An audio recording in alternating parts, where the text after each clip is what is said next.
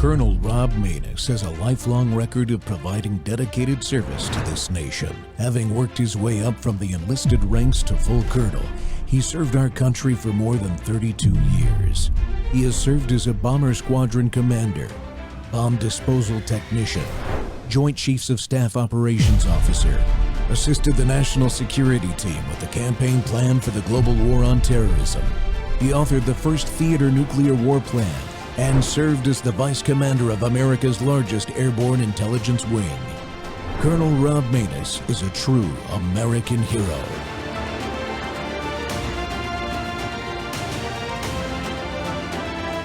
This is Rob Maness Live. I want to just make a point about the victims here. Sarah Milgram is a Kansas City girl, and Yaron Lashinsky, his father is Jewish, but he is a devout Christian.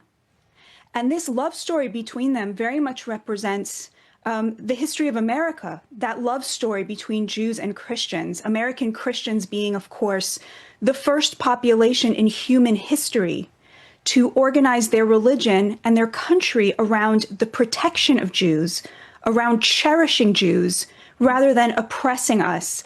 So for them to have been gunned down, this Jewish girl from Kansas City and this devout Christian, because he threw his lot in with the Jews on American soil, this is a crime against everything our nation has stood for since its founding, because this country has always protected its Jews. And to this day, American working class people, middle class people stand with the Jewish people and stand with Israel. On the other side, you have what you were talking about, Will. You have this young man who has a college education, whose manifesto reads like a bad English paper, who was chanting the exact chants in the exact cadence that you hear it on university campuses across this country. I mean, what did they think globalize the Intifada meant? It meant this. And so you're completely correct that this is homegrown terrorism that was born up through this university to Tentifada pipeline, and this is the result. And of course, that is not to take away anybody's free speech rights. Everybody has a free speech right, to say whatever they want. But I would just ask my fellow Americans, do you think it is right to ask Jewish students to show up on a college campus where they have to hear the same chants in the same cadence that came out of the mouth of a terrorist right after he murdered two people because they stood with the Jews or were Jews? The answer to that is no. Welcome back to Whistleblower Wednesday. The Rob Maness Show is live on Worldview Tube and our X Spaces simulcast, folks. Today, we're sounding the alarm again. The rising threat of domestic and foreign terrorism right here at home. We're seeing alarming incidents like you just heard about there, anti-Jewish attacks, Christians targeted by Antifa in Seattle, and even city officials, listen to this one, a city official enabling terroristic chaos. Just look at the news. 2 Israeli embassy staffers shot dead in Washington. They were Americans. This isn't just a distant problem. It's in our communities, and we need to talk about it. Well, joining me today is a true American leader. He's retired Air Force Lieutenant Colonel David Flippo, who's also running for Congress in Nevada's 4th District. He commanded over 1,000 airmen in Iraq, led combat aircraft maintenance squadrons in Alaska, runs 2 small businesses in Nevada. He's seen the front lines of war and the struggles of everyday Americans facing inflation and supply chain woes. By the way, he also worked in the energy industry up in Alaska, too. David knows what it takes to tackle tough problems, and I'm honored to have him here to break down this growing terrorism threat. Let's get to the truth today. David, welcome to the Rob Maness Show, sir. Rob, thanks for having me. It's really an honor. Thank you. Well, I appreciate you having the time to come on. But first, you're doing what I did once or twice, and you decided you're running for Congress. I have to give you the chance to tell us why before we dive into this very serious issue. Well, probably for the same reasons you did. You have a desire in your heart to serve your country, and that's where I am at. I've been very successful, had a great military career, worked in the energy industry up in Alaska on the oil fields. And, now I own two small businesses. And, you know, I have a desire to serve. And the problem right now that I see in Congress is you have a lot of self-serving congressmen up there. So my guess is the same reasons you chose to serve your country in another means is the same as me. So I'm looking forward to being in Congress and sitting with my fellow congressmen and trying to fix this country. Right now, we have the leadership in place that will definitely put us on the right track for success. And I'm looking forward to that.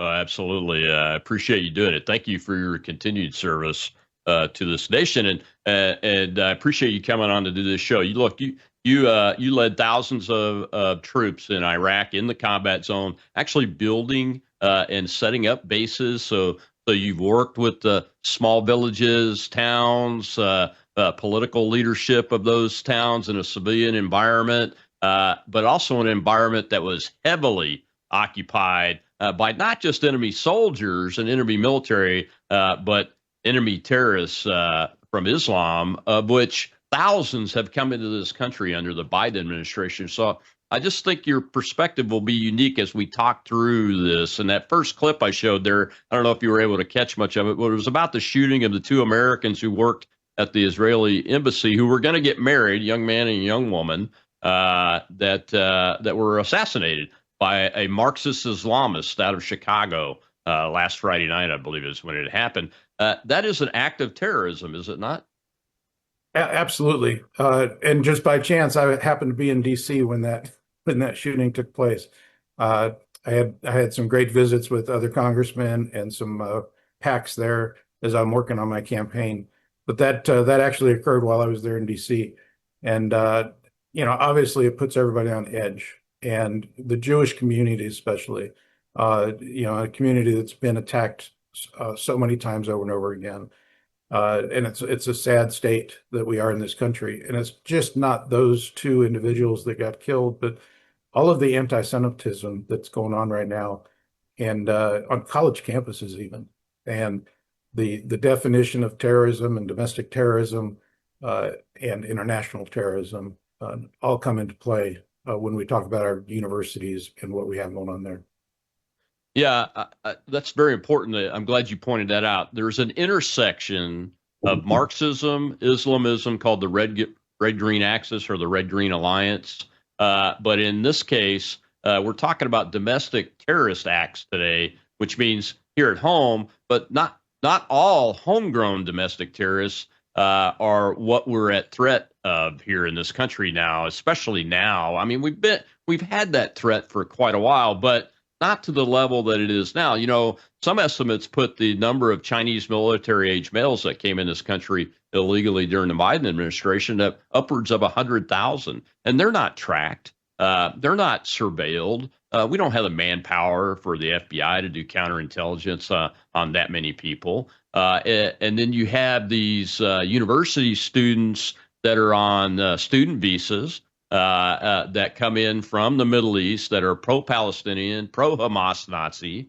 And I believe that the ones that we don't know about, the Chinese, are working to get funding and organizational support to these folks that are doing these protests that have now led to this individual. I'm not even going to say his name, but this guy out of Chicago, he was part of a Marxist socialist organization that had been running university protests in support of the Hamas Nazis and what they did on October 7th, 2023.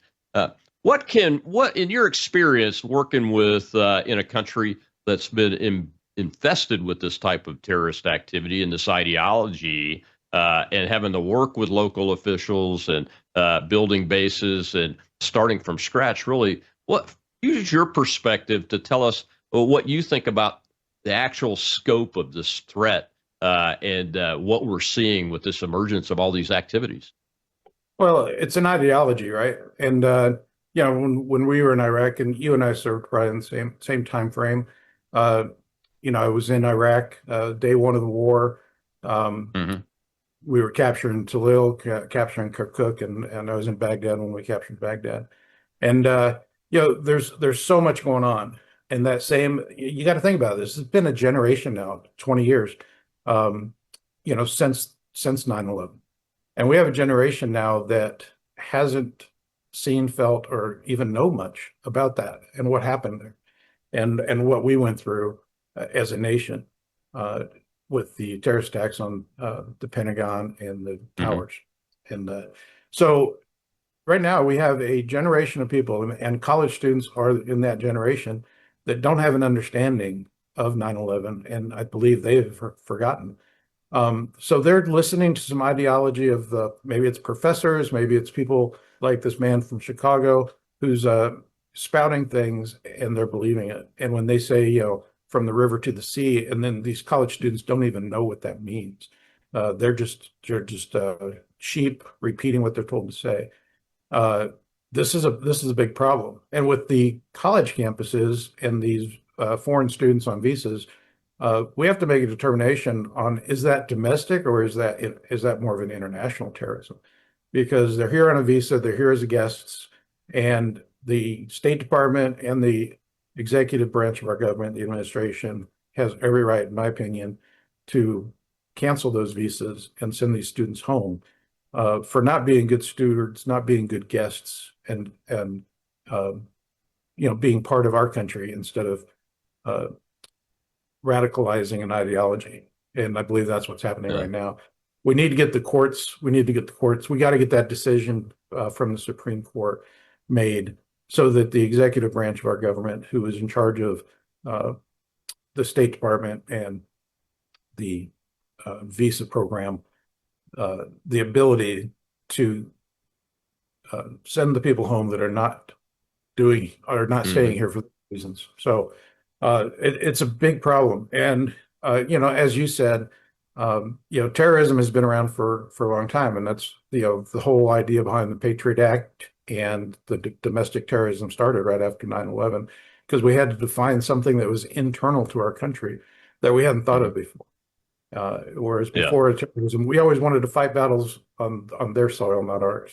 And now we're at a point where we have to fight these on ours. And if we don't do something about it, we're going to have another 9/11 type incident.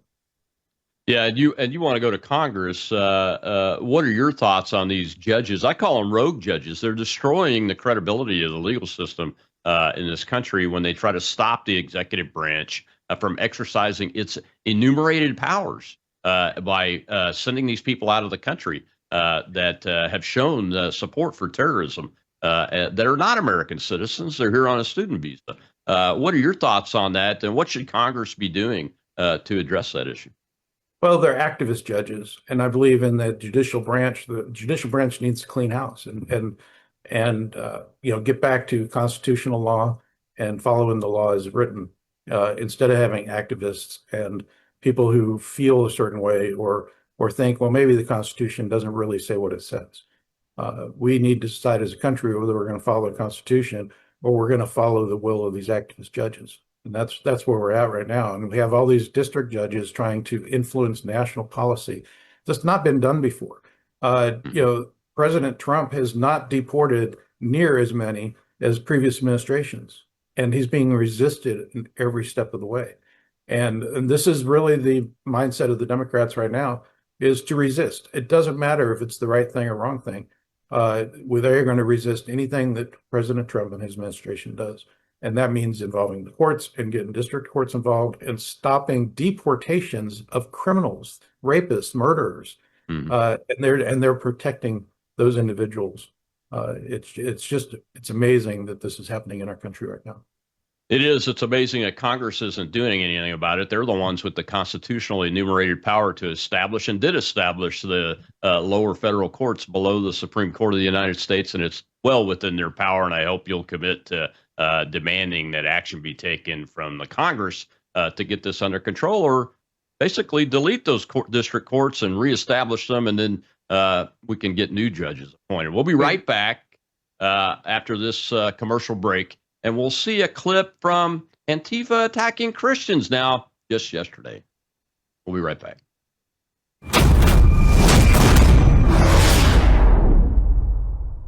Hello, I'm Brandon House. Is the government tracking you? Do they have access to all your data?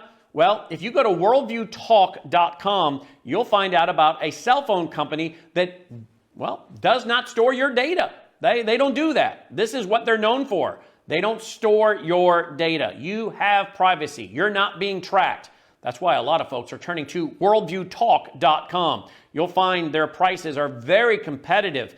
All the details are there at worldviewtalk.com. Again, worldviewtalk.com. Oh, while you're there, not only do they have cell phones that aren't tracking you, you can find out about how to get a satellite phone. Should the whole system go down and you want to communicate with a family member or loved one, you might want to have a satellite phone. Or how about their solar generators? They have great solar generators. Check them all out right now. Worldviewtalk.com, worldviewtalk.com. The Reverend Russell Johnson, the lead pastor of The Pursuit, a multi-site church in the Pacific Northwest. Pastor, good to have you with us. So I want you to take us back to what happened. You guys were gathered for a worship service, also some messages as well, and take us through what happened next. We were gathering Christians from across a litany of churches in the Pacific Northwest for an outdoor worship gathering on an afternoon, Saturday afternoon. And it involved face painting for the kids and free haircuts and grocery giveaways and free bikes and things of that nature, just to help out the community. And that was immediately followed by some worship songs and the sharing of some testimonies. People telling the story of what God has done in their life, how he's helped them come out of all sorts of problems, addiction, prison, you name it. And as soon as really the music started playing, we were swarmed by hundreds of violent Antifa agitators whose sole purpose was disrupting the event, causing as much chaos and carnage as they could. It involved 23 of them getting arrested, police officers being hospitalized. They threw water balloons filled with urine at our church members who had gathered on the lawn to worship God in a permitted and planned event that had been on the schedule for months. And the police did best they could, but frankly, they were overwhelmed, and they have been consistently undermined by the leftist political leadership in the city of Seattle. And it just turned into an all-out chaotic event. People assaulted, injured, and completely coming from one side to us. Welcome back to Whistleblower Wednesday. We're sounding the alarm about domestic terrorism and foreign terrorism on American soil today. My guest is a congressional candidate out of Nevada's 4th District, David Flippo, a retired U.S. Air Force lieutenant colonel, combat experienced commander in Iraq, businessman of small businesses in Nevada now, has worked in the energy industry in the oil fields of Alaska. A lot of experience here. And David, when you see that clip like that, that just happened overnight. I think it was yesterday afternoon, maybe the day before. And it's in Seattle, Washington, one of the largest cities in the United States of America. And this group, Antifa, and I go back to my Red Green Alliance every time I think about Antifa, because they ally with Islamists all the time. And Antifa is anti-fascist. They are Marxists that are organized to literally do violence against anybody that disagrees with them. What are your initial thoughts on that? They're attacking a church worship service designed to help the poor in the community. It's unbelievable. Isn't that crazy? Because they're a Christian organization and they're trying to do the right thing and help others in need, and they're going to go and attack that. And that's exactly the definition of domestic terrorism. Those that are arrested, it'll be interesting to see if they are foreigners or if they're domestic terrorists, and we can go from there and let the law handle this. But So many things. I was watching that clip, and it's just it shocks you because when you read some definitions online about domestic terrorism and radicals, they talk about the white supremacists, and it just amazes me that that is that is the primary focus of a lot of the media, instead of looking at Antifa and looking at the anger and the danger and the violence that they portray, and they've been doing it for years. And because they've been getting away with it, they just continue to do it. And it just gets worse and worse. And now they're attacking Christians, just having a festival and helping those in need. It's crazy. Yeah, Antifa was heavily involved in all the violence in the Summer of Love. That's the Black Lives Matter protest around the drug-addicted criminal George Floyd that occurred that year, and nothing was ever done. They were involved in the Kyle Rittenhouse affair, where Mr. Rittenhouse had to defend himself and killed a few of those, and severely wounded another that were trying to kill him with all sorts of weapons: a skateboard, a pistol, a gun, another type of weapon, a gun, machetes. And fortunately, he got out with his life and almost went to prison for the rest of his life.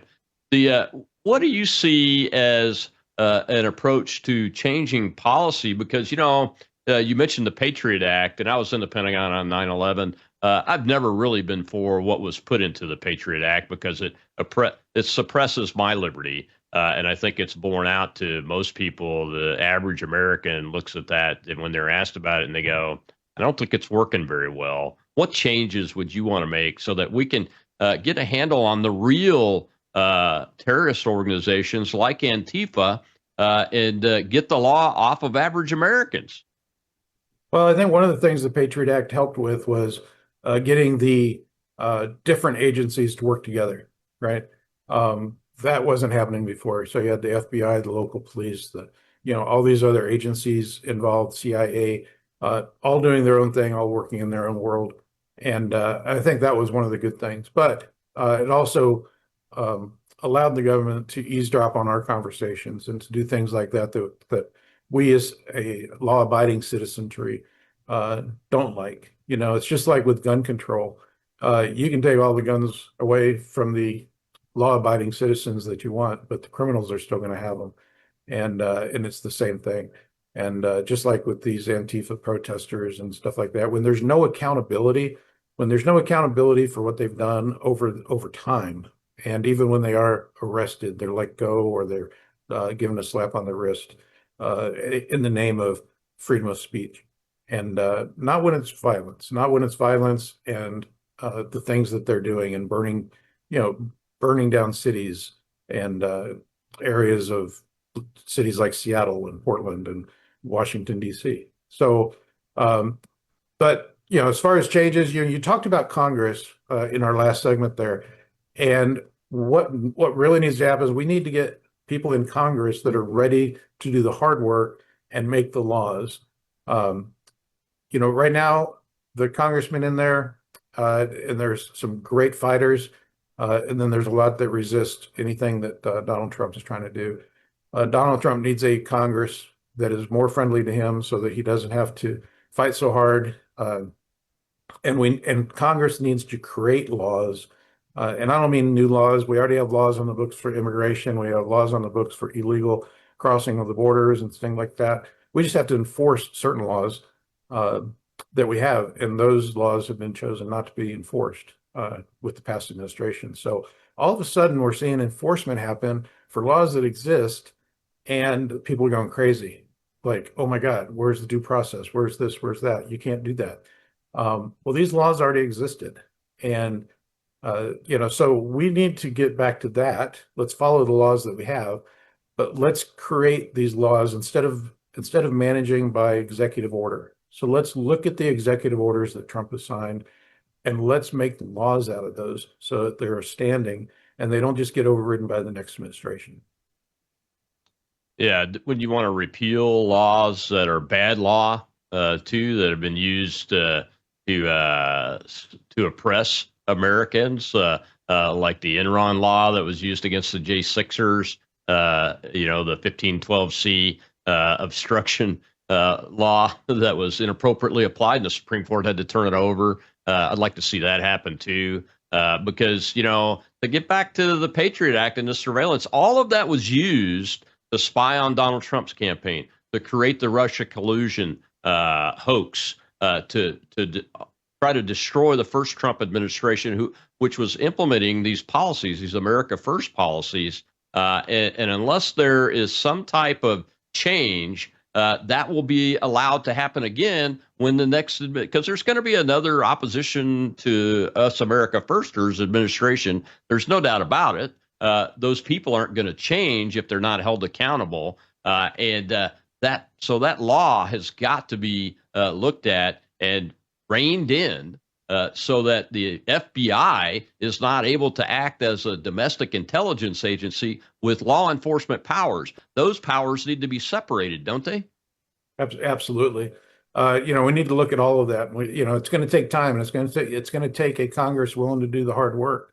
When I was in DC last week, those guys were having meetings all night. They're starting some meetings at 1 a.m, and they weren't done until noon the next day to get the bill passed, for the budget.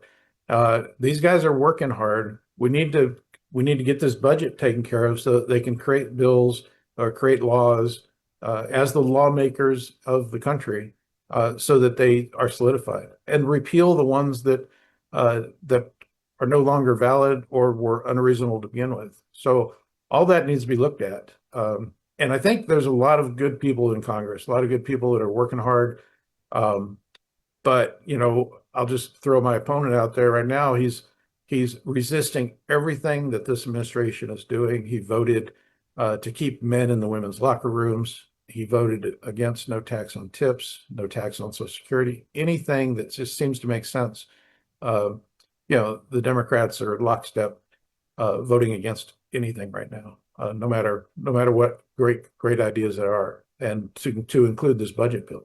So we need to get this budget bill passed, and then we need to start forcing the hands of the opponents and those that are against Trump's agenda. And we need to get more members in Congress that believe in the Constitution, and get back to the government of, there's really 4 main purposes of government, and that's protect people, protect lands, treaties, transportation. So we've gotten so far outside of that, the purpose of government, that we need to rein in. And Trump is trying his best to rid the swamp. And if you look at all of the people that are screaming the loudest, about these cuts and the cutbacks for the government workers and stuff like that are part of the bureaucracy that's creating this problem, they're the ones screaming the loudest. Yeah, they are. Unfortunately, though, the DOGE cuts didn't make it into the big, beautiful bill. And some people are saying that it's a rug pull. It's not going to happen. Even Elon Musk has kind of distanced himself in the last 24 hours from that effort, and is saying he's going to walk away from politics. He did his part, and he's going to focus on, SpaceX, Tesla, those kind of things. We're going to see in the next clip, David, same report as the last clip, but the surprising thing for me was the setup. These are elected officials that are working in opposition to Christians that are trying to help the poor in the community. And it's just absolutely mind-blowing what you're about to hear from a pastor. And I don't know what kind of pastor this guy is. I don't really care at this point, because what kind of community, what kind of society do we live in that where elected officials are supposed to protect everybody and ensure our safety and our security, and they do a setup that allows violence to be placed on not just adults but kids. Kids were in this Christian crowd over in Seattle when this occurred, and the mayor of Seattle, you'll see here in just a moment after this break, is responsible for the when, where of this event. We'll be right back with David Flippo, congressional candidate for Nevada's 4th District.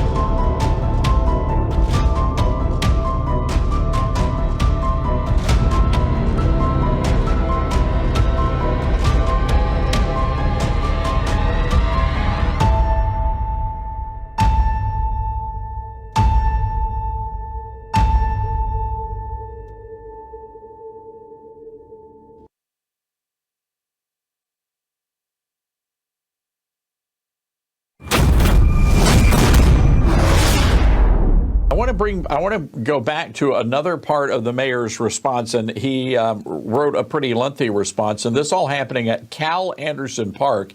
The mayor says, in the face of an extreme right-wing national effort to attack our trans and LGBTQ plus communities, Seattle will continue to stand unwavering in our embrace of diversity, love for our neighbors, and commitment to justice and fairness. Were you attempting here, Pastor, to intentionally attack or target the transgender community? No, absolutely not. In fact, it was the mayor's idea that we would go to Cal Anderson Park. We applied for a permit at a completely separate public space, and they turned us down there. So we applied for a permit at a second public space, and they turned us down there.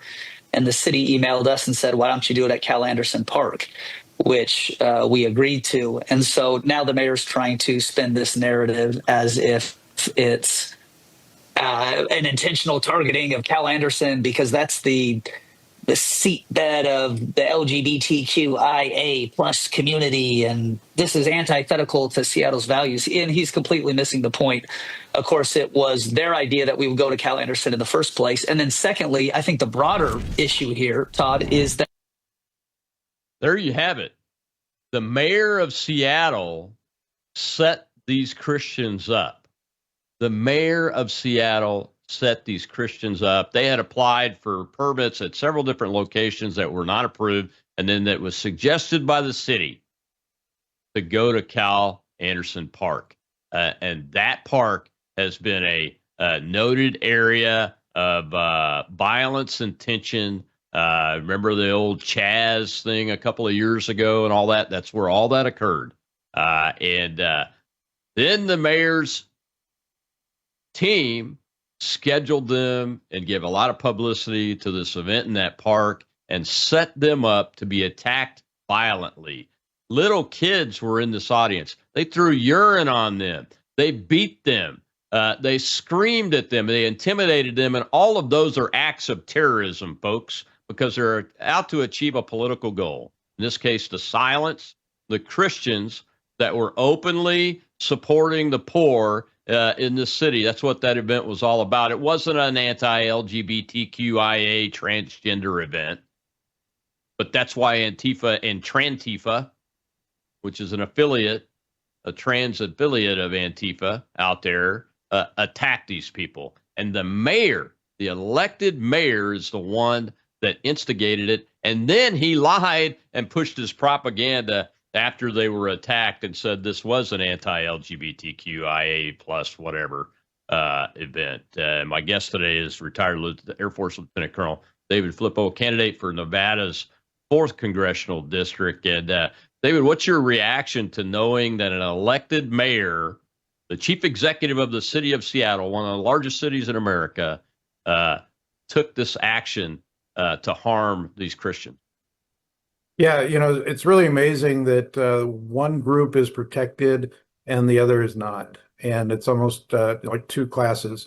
And, as the mayor said there, we have our value systems and the DEI and the, all the communities, but they leave out the Christians. They leave out those that are just doing, what God put us on this earth to do.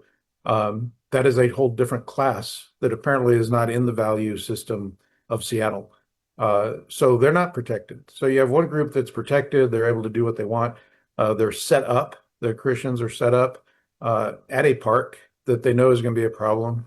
And, and then this happens. And the children and all the people there, the things that happen to them. And here's what's the sad part about what will happen in Seattle. Was anybody arrested? And if they were, will they be held accountable? Because it all goes back to accountability. Until you start making people accountable for their actions, and that doesn't happen, especially in Seattle.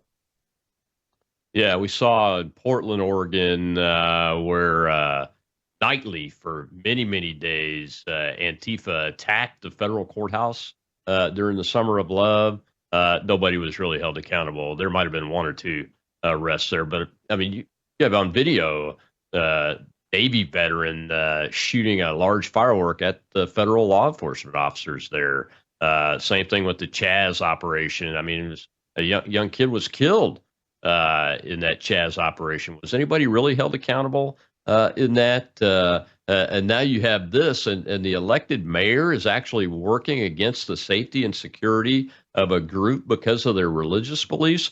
That seems very antithetical to what the whole Constitution and separation of powers is all about, isn't it? And absolutely, and apparently, as I said, not part of the value system of Seattle. When what happened in Portland and what happened in Seattle in the Summer of Love, and then that escalated to other cities to include Washington, D.C. But yet nobody's held accountable. And destruction of government property, destruction of police vehicles. To me, those people that were arrested need to be held accountable for the cost of replacement, because guess who gets to replace all that stuff that they destroyed? The taxpayers. And that is all missed in any of the media, is how much that costs. Each of these protests and each of these things that they did where they're burning police stations and burning cars and destroying property. What is the cost of that? And who's paying for that? The taxpayer. That's got to stop. Those who commit the crime need to be held accountable and pay for the damage they do. Yeah, unfortunately, it doesn't seem like we're going to see much accountability out of the local authorities. Now, terrorism is a federal crime, if I understand it correctly. You're running for Congress. What would you be doing if you had an incident in groups like this in Nevada from a congressional perspective?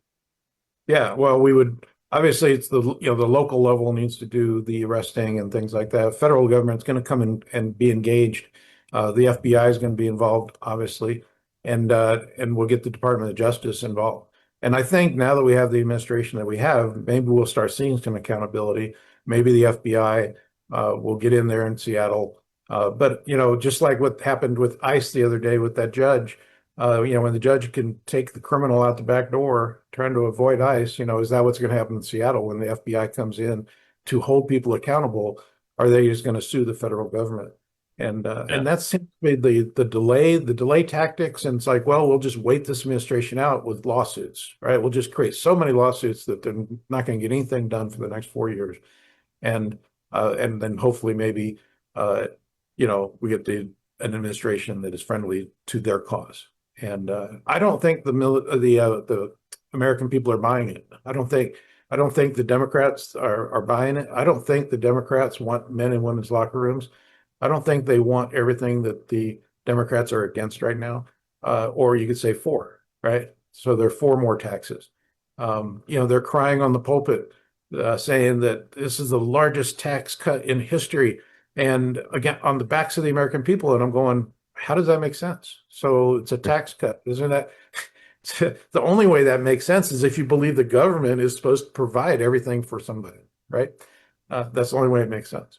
And they're crying on the in Congress about that. So you got the Democrats just waiting and hoping that we can just lawfare this out, create so many lawsuits that there's just nothing that can get done. And that's the tactic right now. And we got midterms coming up, and I don't think the American people are buying it. Yeah, well, we certainly didn't vote for men and women's locker rooms and those kind of things. We voted against it. That's why the president has signed these executive orders eliminating DEI. We've got a hand up over in our live audience on X, so let's go ahead and take that question. Shell is our hostess over there. Go ahead, Shell. We have Lister. Good afternoon, gentlemen. Nice to see you. Interesting topic. My question is, all of us as military, and I was also military, sir, took oaths of office.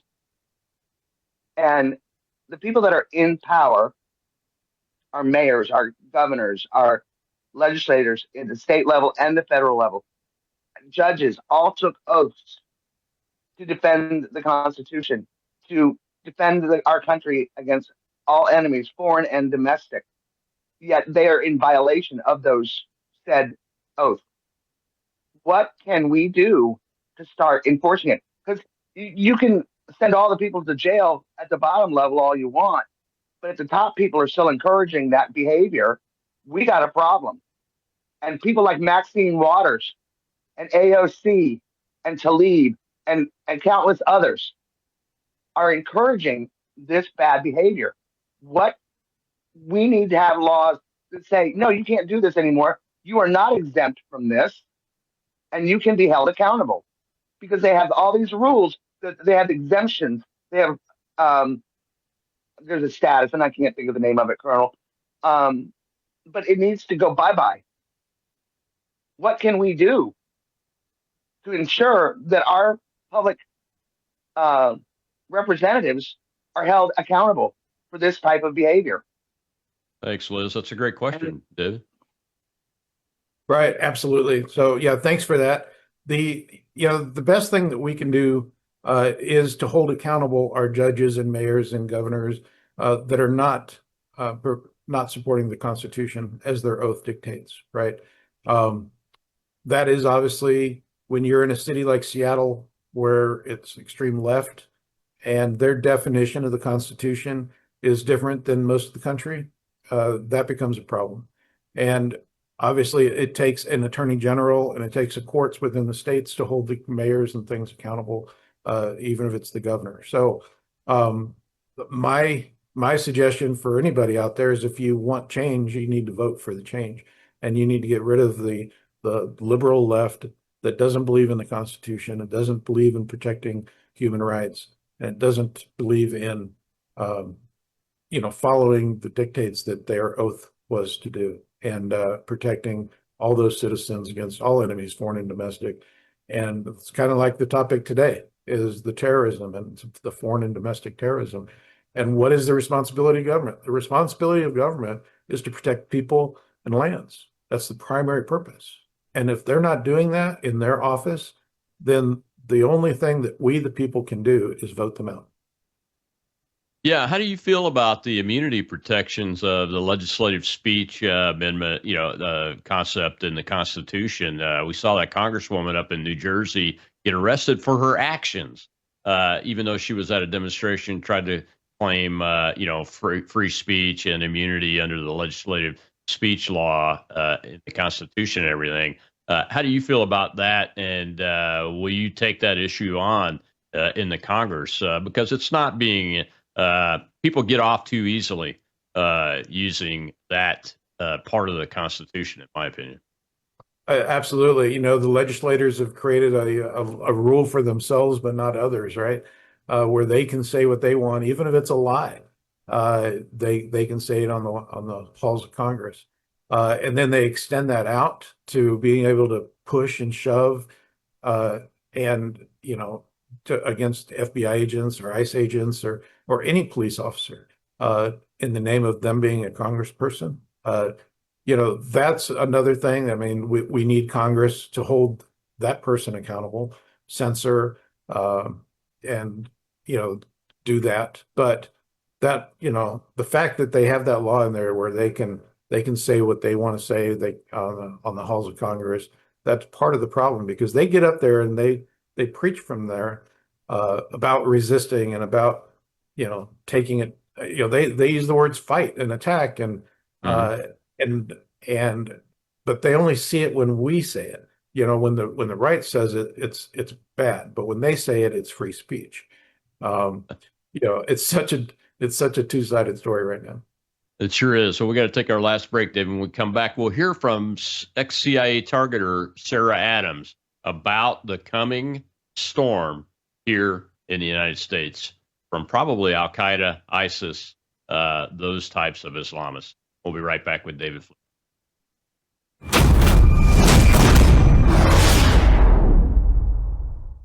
Hello, I'm Brandon House. Would you like to gain access to over 20 years of my radio shows, TV shows, my books? I've written 15 books, and most of those books are ebooks now. And we have conference DVDs, conferences where we filmed our conferences at the Ozarks, literally starting 20 years ago. It's all available in our archived vault. All you have to do is go to worldviewtube.com/vault, worldviewtube.com/vault, and for a reasonable monthly fee, you gain access to over 20 years of Christian worldview programming, news, information, books, documentaries, and a powerful search engine. And folks, it's a great way not only to educate yourself, equip yourself, but it's a big way that you can help fund our continuation as a broadcast network. Please check it out. worldviewtube.com/vault, worldviewtube.com/vault, and help us continue pushing out a Christian worldview. Metal detectors. So this bomb basically goes to the metal detector, okay? So they were showing it off then. Well, now Al-Qaeda's advanced and it's in a suicide vest. But the interesting part is it doesn't just go supposedly through the metal detector. They made it with components dogs aren't trained on to sniff. So if you say, okay, well, we'll up our security and put more dogs, Al-Qaeda is saying, well, we've defeated that too. And this is the type of vest they plan to use potentially in their homeland attack that's coming up. So it's very concerning because we aren't prepared for that. I mean, most of the buildings you go into, even if they have some sort of thing, it's already defeats that. I mean, I don't think we're prepared for anything that's coming. Right, we're not. I mean, do we have any preparations at all? I mean, from what I've seen, we have no preparations. We're going to get into more about the funding of Taliban. I mean, we're funding our own demise here. I mean, have you seen any positives? Is anybody doing anything? No, and actually, Al-Qaeda makes a joke out of the fact that they move the money we give to the Taliban to the camps that train the homeland attackers, right? So it's almost like an insider joke, like, yes, we are forcing America to fund their own attacks. So that is the plan, too, that the money will go back to us and our government. And then that makes Americans also look at our government like it's an inside job. You knew it, right? And so Al-Qaeda is going to play that game, which is really interesting. Al-Qaeda found the Building 7 conspiracy stuff fascinating. And they have actually had discussions about how we could do ruses and bring in the Building 7 people to make them blame their government more. So they're actually even looking at our conspiracies and targeting those people for the homeland attack. So basically those people almost back Al-Qaeda as revolutionaries and rebels and heroes against our government. Kind of like how the Hamas supporters do it. All right, so we have a list of stuff to go down here. Welcome back to the Rob Maida Show. It's Whistleblower Wednesday, and that's probably the most explosive thing you'll ever hear.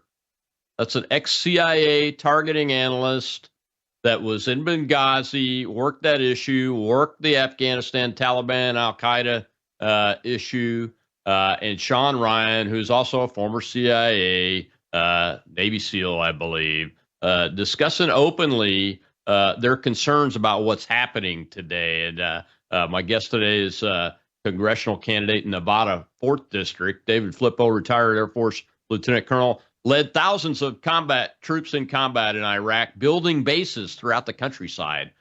So has dealt with that part of the world, the Islamist ideology associated with it. And David, there's a lot to unpack in that little clip there. I guess first of all is she's right. That's a fact. We are funding the Taliban.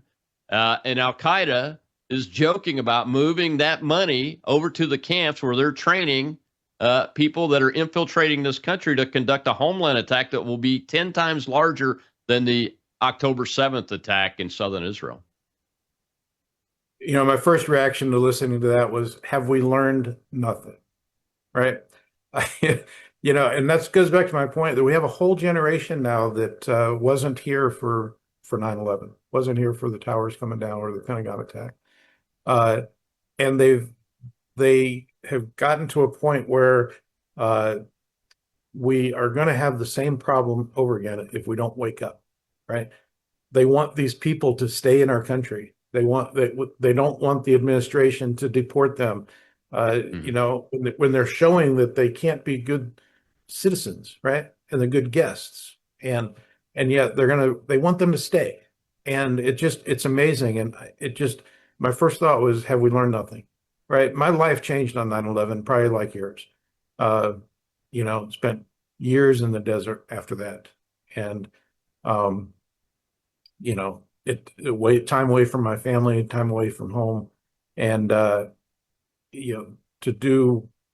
protect our country, and we've learned nothing. If when I hear a CIA agent say that what I just heard, we've learned nothing.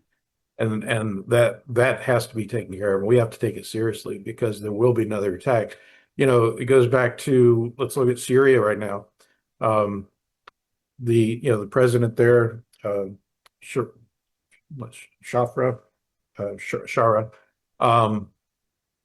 he was Al Qaeda, but he's been a number of different things, and he kind of goes back and forth. And now he's wanting to become part of the Western world, but his history is that it's really back and forth. Now, I'm all for diplomacy. I'm all for giving him a chance. We gave Hamas 20 years to build their country and to create Gaza into an area that could peacefully live with others. And instead of doing that over a 20-year period, they decided another avenue.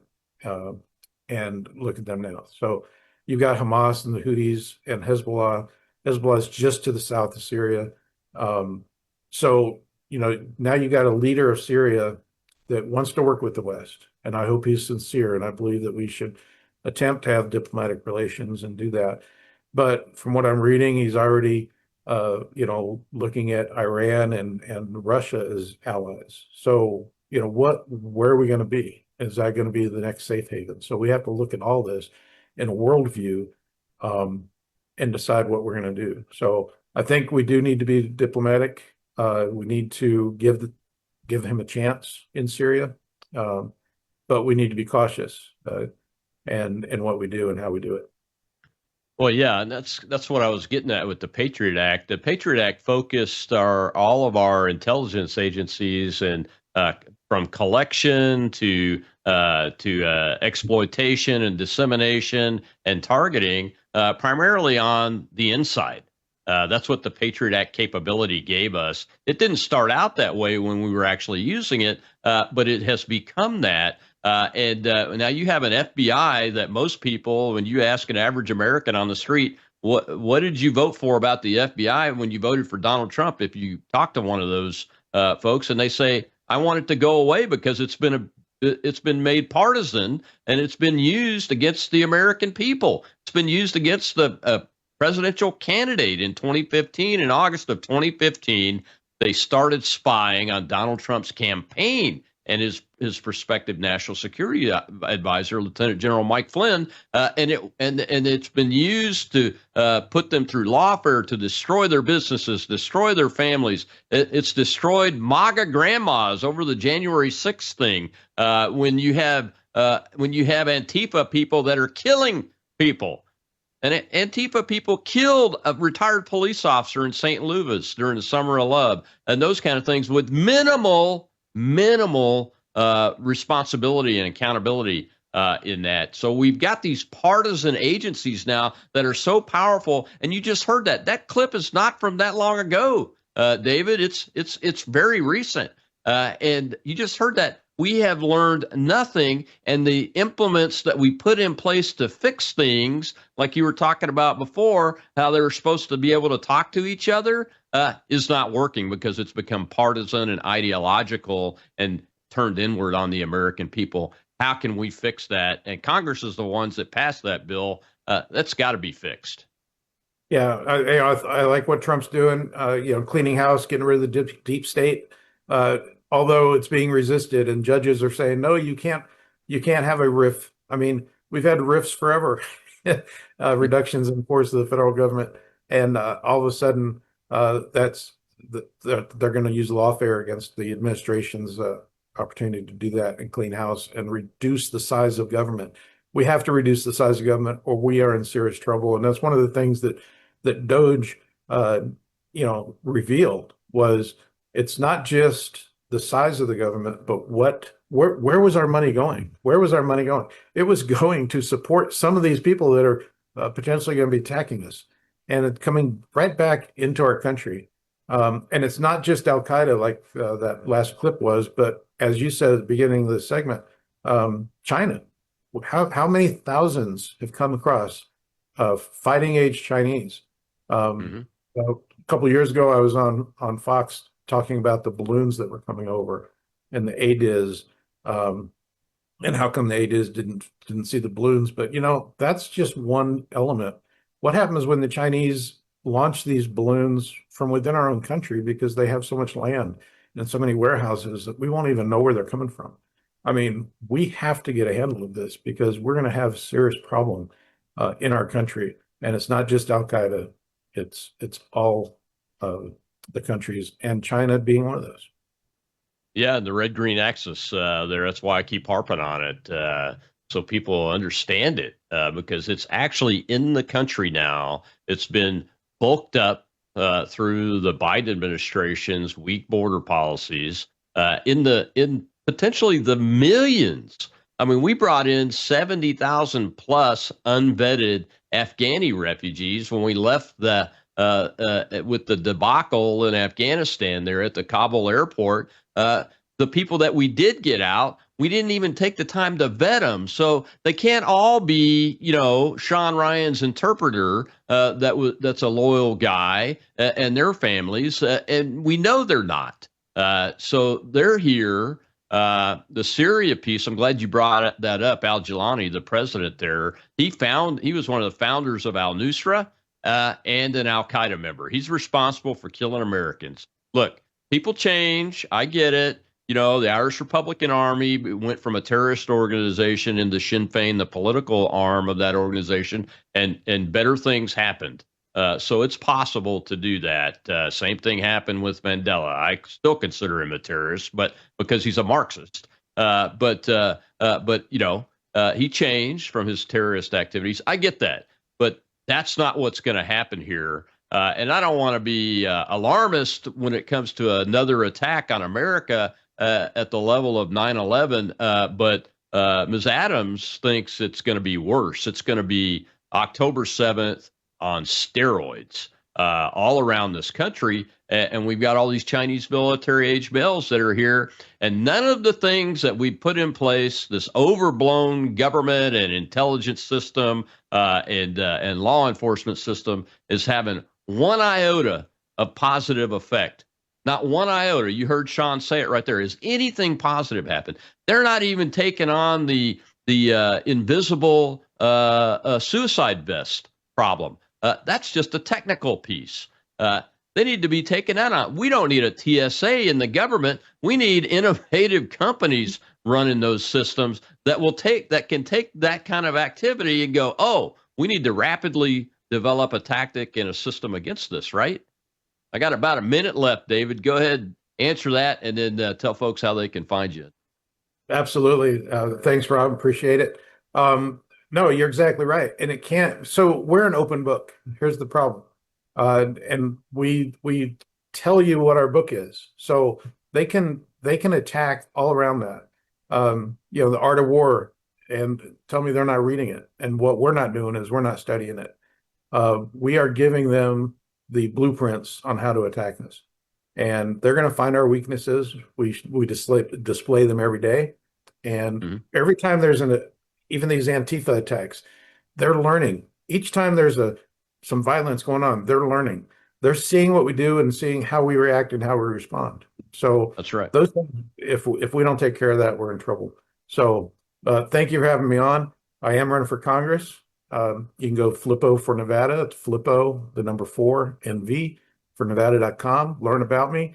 I tell you, I'm looking forward to serving with the other members of Congress and making this country great. Well, thanks for coming and chatting with us about this extremely critically important subject. Tomorrow is Truth Thursday. Charles Sauer will be my guest. Charles is an economist and president of the Market Institute. All things economy, good, bad, indifferent. We'll see you tomorrow on Truth Thursday.